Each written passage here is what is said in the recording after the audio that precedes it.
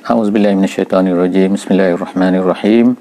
Alhamdulillahirabbil alamin wassalatu wassalamu ala asyrafil anbiya'i wal mursalin wa ala alihi wa sahbihi ajma'in. Alhamdulillah, bersyukur pada Allah Subhanahu wa taala, pada pagi ini sekali lagi kita dapat bersama-sama dalam sesi tafsir ringkas daripada Al-Quran. InsyaAllah kepada sesiapa yang ada bersama-sama dengan kita pada pagi ini, kalau ada bersama-sama membawa Quran, membuka Quran, maka itu adalah lebih baik insyaAllah. Jadi pagi ini kita akan sama-sama membaca muka surat 404 insyaAllah, muka surat 404 daripada Al-Quran. Dan pada pagi ini kita akan membaca saki yang terakhir daripada surah Al-Ankabut, dan kemudian kita akan masuk pula selepas daripada itu surah Ar-Rum insya-Allah. Jadi kita dah habis surah Al-Ankabut insya-Allah pada hari ini, dan kita akan masuk kepada surah Ar-Rum. Jadi pada hari ini sebagai peringatan semulalah kerana kita telah nak habis ni surah Al-Ankabut ni. Surah Al-Ankabut ini adalah berkenaan dengan Al-Fitnah dan juga As-Sabru, iaitu Allah Subhanahu wa taala menyebutkan tentang iaitu dalam kehidupan kita sebagai seorang yang beriman, sebagai orang Islam, sebagai orang yang menerima apa yang dibawa oleh Nabi sallallahu alaihi wasallam.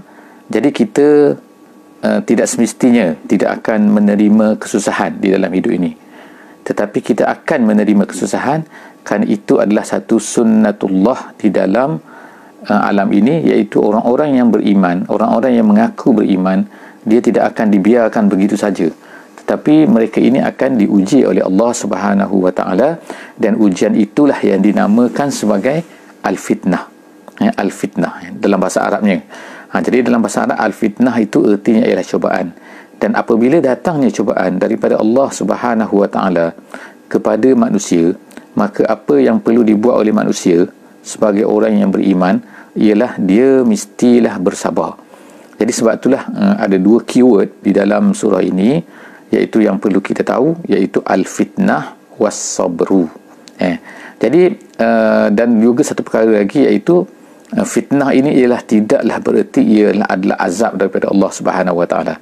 Ia bukan bala daripada Allah Subhanahu wa taala, tetapi ia adalah cubaan. Ia adalah ibtila', dia bukan bala. Maknanya kalau ikutnya ialah perkataan ini dia hampir sama kan, iaitu al-bala dan juga al-ibtila'. Bala tu artinya ialah bala. Kalau dalam bahasa Melayunya, ibtila' itu ialah cubaan sebenarnya. Jadi insya-Allah itu adalah kita katakan lebih kuranglah apakah yang di tema utama daripada surah Al-Ankabut. Jadi insya-Allah pada pagi ini kita akan membaca daripada surah Al-Ankabut, iaitu muka surat 404. A'udzubillahi minasyaitonirrajim. Bismillahirrahmanirrahim. Wa ma hazihil hayatud dunya illa lahwun wa la'ib. Wa inna ad-daral akhirata lahiyal hayawan law kanu ya'lamun. Sadaqallahul azim.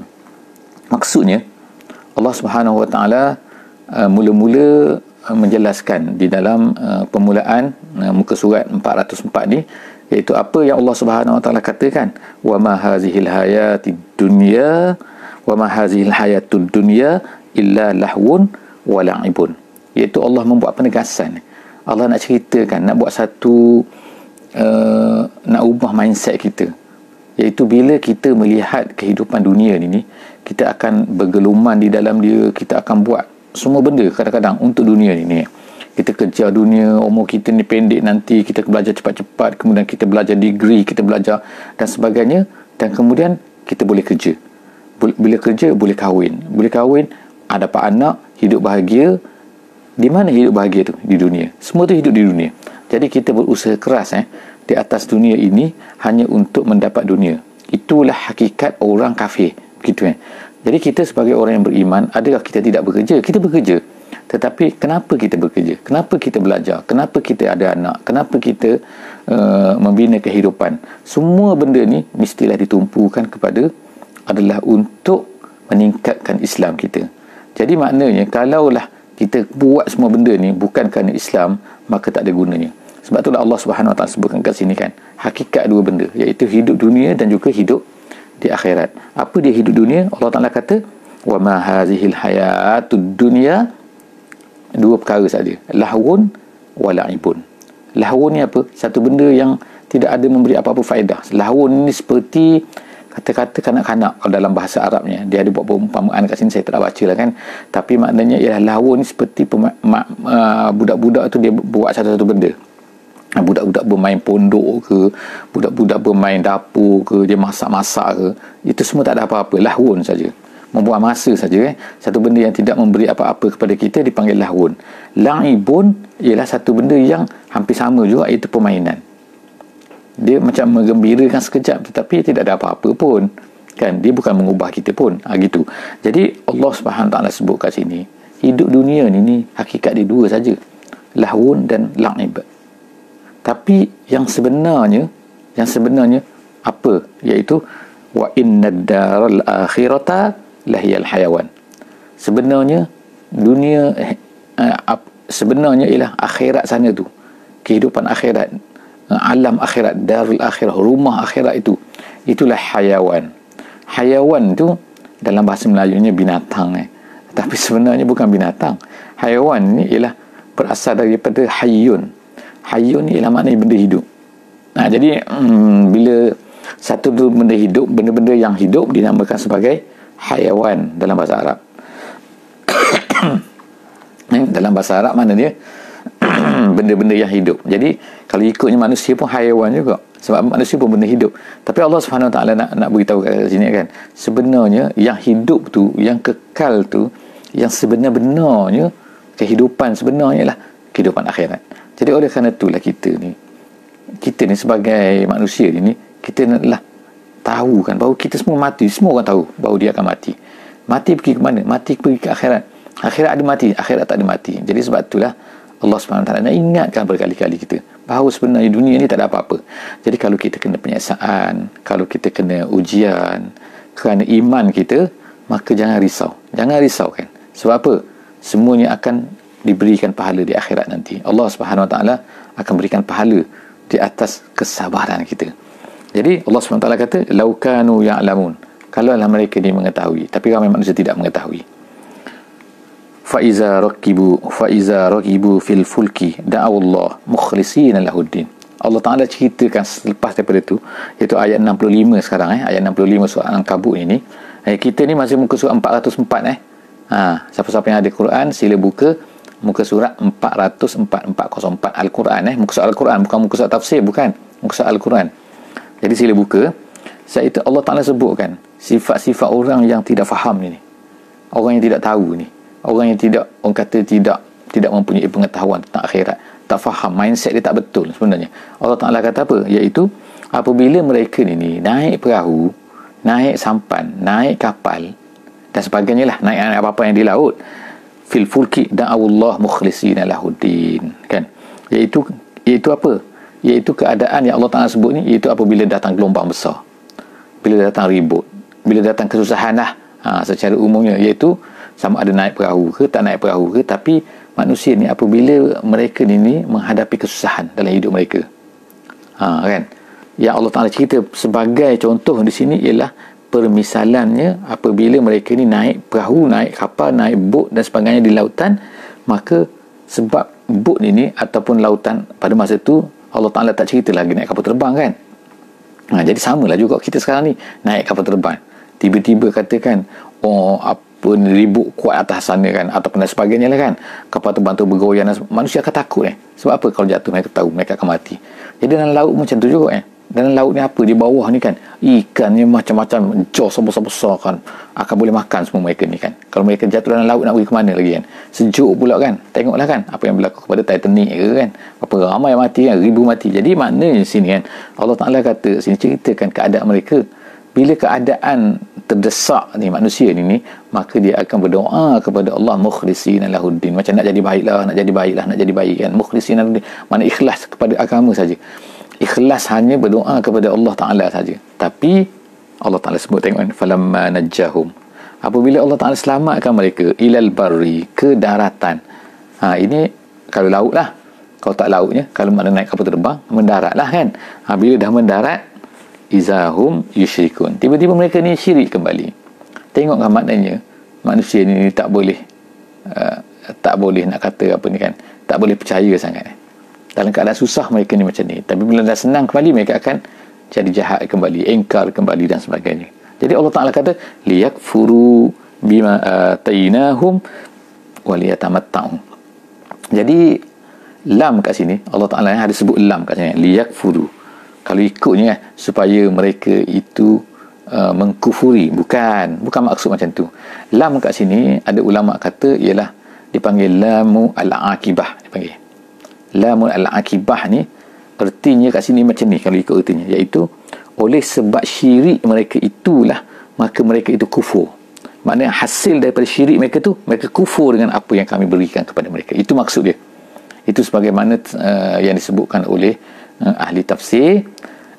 Maksud dia ialah, tetapi ada satu lagi kumpulan ulama tafsir mengatakan bahawa lam kat sini ialah sama seperti lamul amri. Lamul amri ni apa benda? Iaitu Allah Ta'ala kata, kufurlah kamu dengan apa yang aku berikan, apa yang kami berikan kepada mereka. Kufurlah mereka tu, kufur. Waliyatamatta'u. Ada yang bacaan sebagaimana kata tafsir Jalalain, dia kata bukan dia baca waliyatamatta'u, tapi dibaca dengan wal yatamatta'u, lam tu mati. Jadi artinya dia akan jadi lain sikit, iaitu apa? Wal yatamatta'u, berseronoklah kamu. Dan kufurlah kamu dengan apa yang kami beri. Itu dua makna lah kan, perkataan yang disebutkan oleh ulama tafsir. Jadi memberi makna kat sini kan, kalau makna awal itu ialah hasil daripada syirik itu, mereka itu kufur dengan Allah Subhanahu Wa Taala dan mereka itu hanya berseronok saja hidup atas dunia ni. Itu satu makna yang pertama. Makna yang kedua ialah kufurlah kamu, syiriklah kamu, seronok. Itu adalah suruhan, tapi bukan suruhan sebenar, tapi ialah suruhan dia sebagaimana kita suruh kan, kata panjat lagi. Maknanya budak tu kan nak panjat pokok tu pokok betik. Pokok betik ni kalau panjat patah lah dia kan, mana kuat. Jadi panjat lagi. Maknanya suruhan, tapi suruhan bukan suruhan nak suruh, tapi suruhan nak marah. Gitu kan. Jadi kat sini tu ada dua makna yang disebutkan oleh ulama tafsir. Erti di sini kan, sama ada lamul akibah ataupun lamul amri. Jadi kufurlah kamu, ataupun oleh kerana syirik kamu tu, maka mereka tu kufur dengan apa yang kami berikan dan mereka tu hanya berseronok-seronok saja.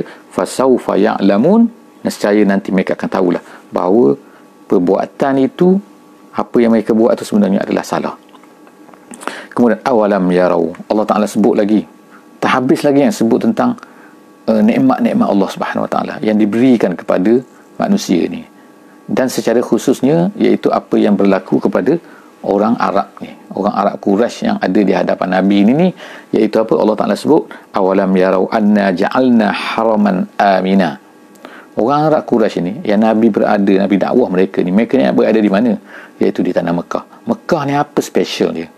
Di seluruh tanah Arab yang besar tu kan, manusia ni apa benda? Tengok yang disebutkan di situ itu. Wa yutakhattafun nas min haulihim. Manusia yutakhattaf ni iaitu menyambar, kalau ikut dalam bahasa makna asalnya. Seperti mana helang tu kan, dia menyambar ikan tu kan. Jadi begitulah manusia-manusia pada masa tu yang tidak di tanah haram ni, tanah Mekah ni kan. Mereka ni seolah macam disambar. Iaitu apa? Mereka ini diragut, mereka ini dirampas barang-barang mereka ini dibunuh, mereka ini kalau perempuannya macam-macam lah, dibuat benda-benda kan. Jadi maknanya apa yang berlaku di luar tanah Arab, di luar tanah haram ini ialah sangat dahsyat. Tetapi manusia yang berada di tanah haram ini, iaitu orang Mekah ni, orang Quraisy ni kan, mereka ni aman. Tak ada orang berani buat benda tu. Jadi sebab itulah dinamakan haraman aminan.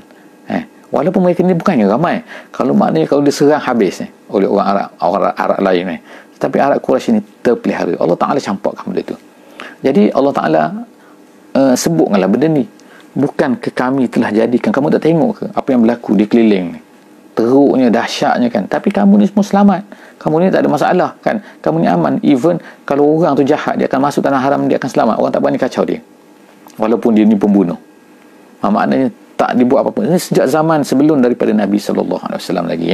Bukannya sebab Islam, bukan sebabnya kerana ajaran Islam cuma makam, tak, sebelum daripada itu lagi. Ini daripada Nabi Ibrahim AS.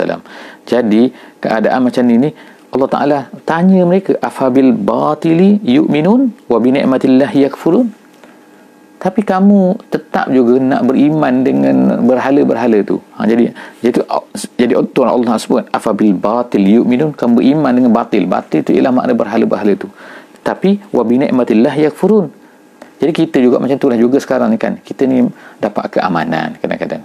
Negara kita alhamdulillah, negara kita tak ada COVID. Ada COVID pun ada sikit-sikit kan.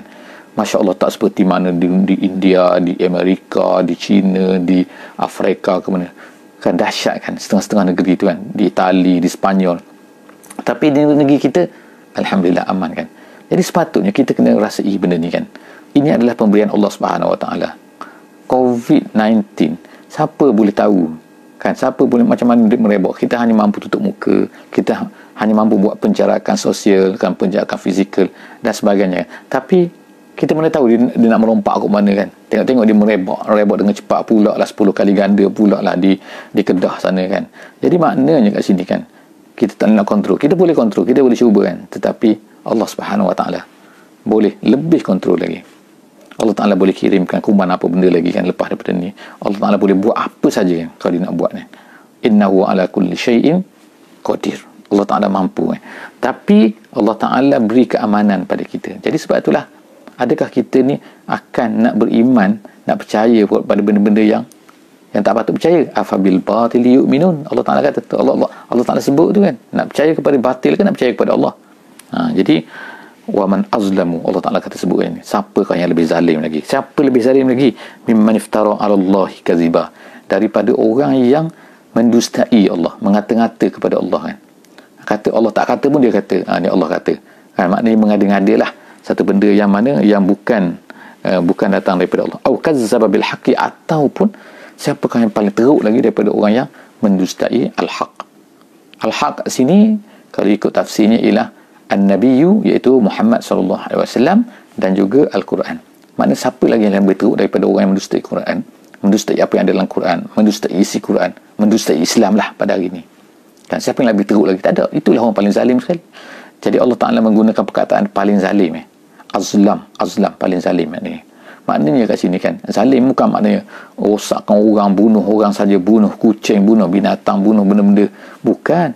Itu zalim juga nama dia kan. Tapi siapakah yang lebih zalim lagi daripada orang yang mendustai Islam?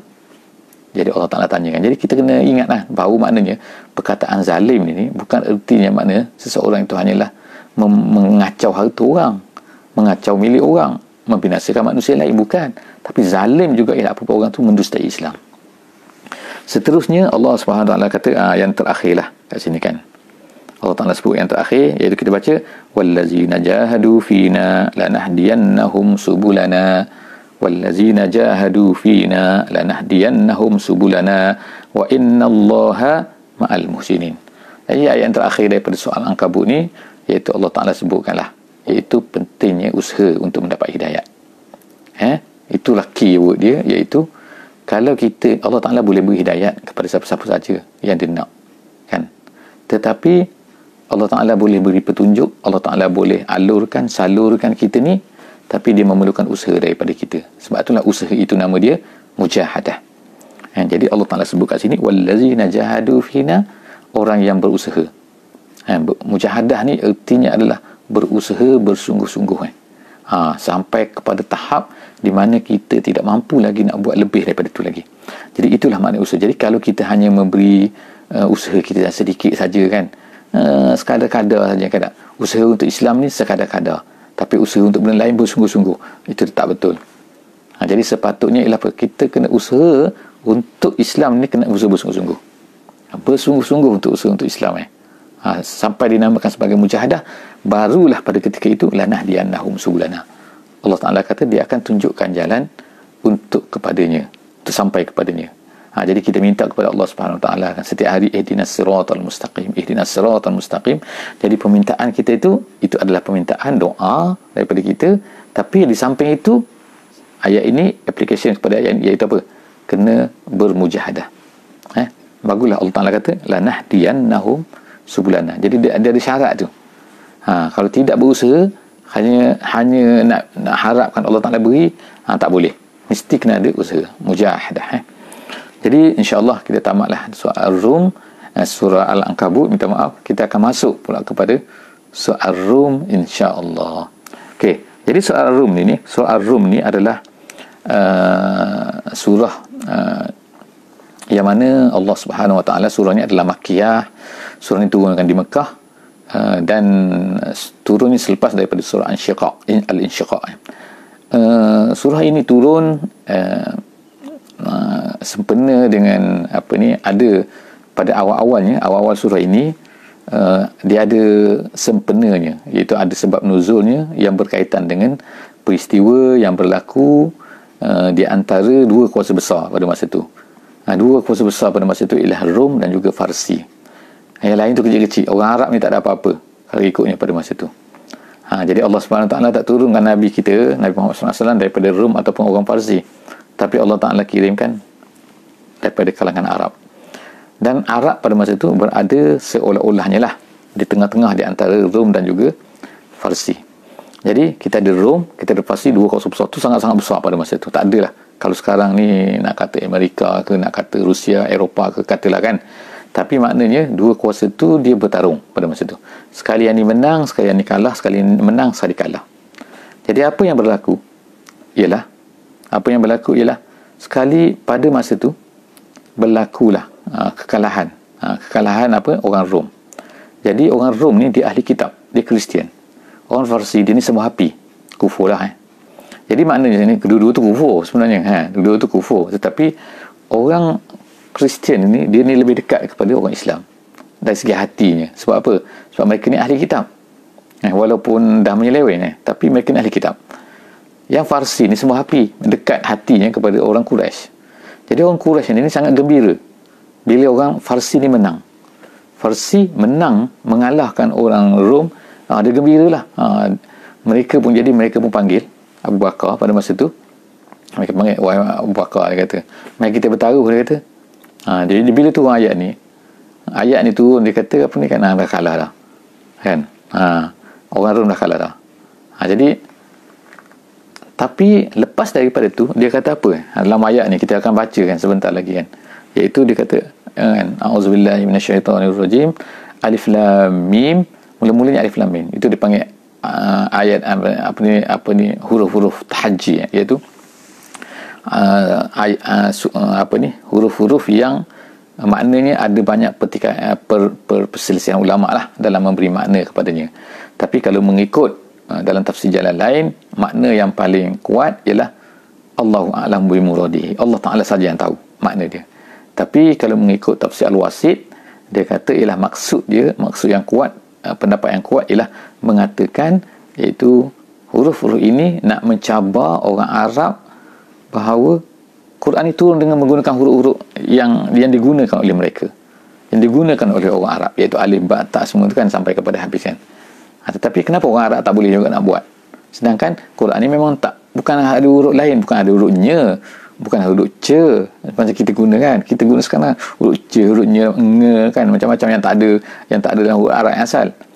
Jadi maknanya kat sini orang dia kata Quran ni turun dalam huruf ni lah, tapi kenapa awak tak boleh nak buat? Gitu. Itu menurut tafsir Al-Wasilah. Tapi tak apa, kita dah bincangkan benda ni sebelum daripada ni, sejak daripada Alif Lam Mim lagi, daripada Al-Baqarah lagi kan. Jadi sekarang kita pergi kepada surat ni, iaitu Allah Ta'ala sebutkan mula-mulanya ghulibatir Rum. Dikalah dah Rum dah kalah dah gitu. Ghulibatir Rum. Dia kalau ghalaba maknanya menang, kalau ghuliba maknanya kalah. Itu bahasa Arab kan, jaga-jaga sikit. Maknanya ghalaba menang, ghuliba kalah. Gitu ghulibatir Rum dah kalah dah. Fi adnal ardi wa hum min ba'di ghalabihim sayaghlibun, iaitu di adnal ardi. Adnal ardi ni, adna ni dalam setengah tafsir dia kata akrab. Akrab ni artinya yang paling dekat, yang dekat. Dekat apa tu? Jadi ulama-ulama dulu dia kata ialah dekat tu dekat dengan tanah Arab. Sebab peperangan tu berlaku di tanah Arab. Dekat dengan tanah Arab, bukan di tanah Arab, tapi tanah hampir, iaitu di dekat dengan Basra sana, iaitu utara Hijaz tu. Kan dekatlah dengan tanah Arab kalau ikutnya lah kan. Tapi kat sini ada beberapa tafsiran lain, insya-Allah saya akan cuba explain kan. Sebab pada masa tu belum ada lagi kajian ke geografi ke saintifik ke dan sebagainya kan. Tapi sekarang ni bila manusia ni dah buat kajian saintifik dan sebagainya, akhirnya kan mereka memberi satu tafsiran makna lain kepada adna. Sebab ikutnya adna ni ialah rendah. Jadi rendah. Jadi rendah ni, kalau dulu rendah ni makna dekat. Tapi sekarang ni dalam tafsiran moden Pak, dia kata selepas ambil kajian, oleh kerana peperangan itu berlaku di Laut Mati, kawasan Laut Mati. Kawasan Laut Mati ni ialah kawasan yang paling rendah di dalam dunia ni. Dalam dunia kan dia tinggi kan. Kita ada tinggi tu Gunung Everest kan. Tapi ada rendah, tanah yang rendah. Tanah yang paling rendah sekali ialah dekat Laut Mati. Jadi rendah. Sebab itulah kawasan tu, saya pernah pergi dulu. Tempat ni adalah sangat panas. Walaupun musim sejuk dia panas juga kan. Sebab ni paling rendah. Jadi dalam segi ukuran dia lah, tanah sempat tu ialah tanah paling rendah sekali dalam dunia ni. Jadi sebab tu dia kata adnal ardi, dan perang tu pada masa tu berlaku di situ. Itu adalah mukjizat. Jadi sebab tu kita katakan Al-Quran ini boleh memberi makna yang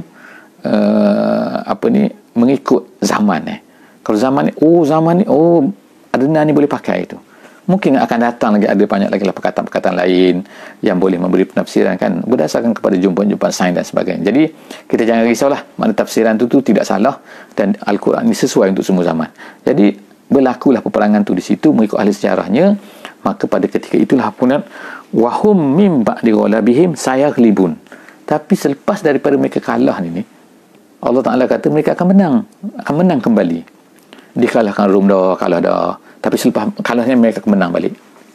Kalah tu di mana tadi? Di adnal ardi. Jadi yang penting kat sini ialah ketika ayat ni turun, apakah yang dikatakan oleh orang kafir Quraisy kepada Abu Bakar. Yang panggil Abu Bakar sini, Abu Bakar dia kata, kamu kata bahawa ni akan kalah. Persia akan kalah. Farsi akan kalah. Sekarang ni mereka menang, kamu katakan kalah. Quran kamu kata kalah. Mari kita bertaruh lah. Jadi bertaruh lah. Pada masa tu bertaruh tu tak diharamkan lagi, diriwayatkan dalam tafsir Al-Wasit dia kata jadi Abu Bakar pun bertaruh lah dengan orang Quraisy ni. Bertaruh ni sampailah 7 tahun. Sampai 7 tahun tengok mereka mucap balik. 7 tahun tak ada apa-apa pun, tengok kamu kalah. Tak, dia kata tengok dalam bahasa Arab bid'i fi bid'i sinin. Bid'i ni ialah perkataan bahasa Arab di antara 3 sehingga sebelum 10. Makna 9 lah. Sebelum 10 ni. Kalau masuk 10 tak boleh pakai dah. Itu dah bukan bid'ah dah. Itu asyarah. Jadi bid'ah ini di antara 3 hingga 9. Jadi mereka pun bertaruh. Tengok sampai pada hujung tahun yang ke-9 tu, nak masuk yang ke-10, tiba-tiba datanglah orang datang daripada Syam mengatakan Rom telah berjaya mengalahkan Farsi. Jadi makna kat sini Quran ini telah menunjukkan menjadi satu mukjizat lah. Salah satu mukjizat itu dia menceritakan satu benda yang akan berlaku. Sebab tu ada sa kat situ kan. Saya ghalibun, mereka ni akan menang. Jadi sa ni, perkataan sa ni ialah menunjukkan akan. Akan tengok dia betul-betul berlaku fi bid'i sinin, dalam beberapa tahun, iaitu bid'i. Kita nak terjemah susah lah bid'i ni kan. Maknanya di antara 3 hingga 9. Tak sampai 10. Lillahil amru min qablu wa min ba'di. Tapi itulah kesimpulan dia, iaitu ialah semua urusan sebenarnya adalah serah kepada Allah. Min qablu wa min ba'du. Sebelum selepas ke, sepatutnya ialah itu yang kita kena yakin. Menang kalah tu ialah okey, itu satu benda. Tetapi yang kita dapat pelajar kat sini ialah semua benda sebenarnya terserah kepada Allah Subhanahu wa taala. Lillahil amr min qablu wa min ba'du wa yauma idzin yafrahul mu'minun. Pada hari itu, iaitu pada hari apa? Pada hari kemenangan orang-orang Rom ke atas orang Farsi, pada masa itu gembiralah orang yang beriman. Kenapa mereka gembira? Binasrillah. Ayat yang terakhir, ayat yang kelima daripada surah Ar-Rum ni, iaitu binasrillah. Kenapa? Kemenangan daripada Allah Subhanahu wa taala yang suruh man yasha. Allah Taala boleh tolong siapa yang dia nak. Nak tolong Farsi ke, nak tolong orang Rom ke. Allah Taala nak bagi mindset kat kita kat sini kan. Iaitu apa kan? Allah Taala nanti boleh tolong orang yang beriman. Sekarang orang beriman, apa yang berlaku di Mekah? Mereka ni ditindas, mereka ni dizalimi. Tapi Allah Taala boleh tolong. Yang suruh man yasha. Allah Taala boleh tolong siapa-siapa yang dikehendaki. Kemudian wa huwal azizur rahim. Sebab apa dia? Aziz. Dia sangat perkasa. Kemudian dia ni Rahim, tapi dalam masa yang sama dia adalah Rahim, kasih sayang. Jadi setakat tu insya-Allah kita akan bersambung esok insya-Allah dalam sesi yang sama, waktu yang sama insya-Allah 6.5 minit kita akan bermula pada pukul 6.5 minit. Siapa yang ketinggalan tak apa, insya-Allah boleh rewind balik. Jangan lupa untuk share dengan semua kawan-kawan, dengan semua sahabat, dengan semua tempat, di mana-mana saja. Boleh dalam ruang-ruang dalam web mana pun, insya-Allah kan, dalam you punya IG, dalam you punya Facebook ke, sila share. insya-Allah tak ada kena bayar apa-apa, free. insya-Allah kita jumpa lagi esok insya-Allah pada muka surat 405. Dan jangan lupa insya-Allah, dan saya jugalah, jangan lupa kita akan ceritakan apakah tema surah Ar-Rum ini secara keseluruhannya insya-Allah. Aku qauli hadza wa astaghfirullahal azim li wa lakum wa billahi taufiq wal hidayah. Wassalamualaikum warahmatullahi wabarakatuh. Subhanakallahumma wa bihamdik, nasyhadu an la ilaha illa anta, nastaghfiruka wa natubu ilaik. Bismillahirrahmanirrahim. Wal 'asri innal insana lafi khusr illa allazina amanu wa 'amilus solihat wa tawasaw bil haqqi wa tawasaw bis sabr.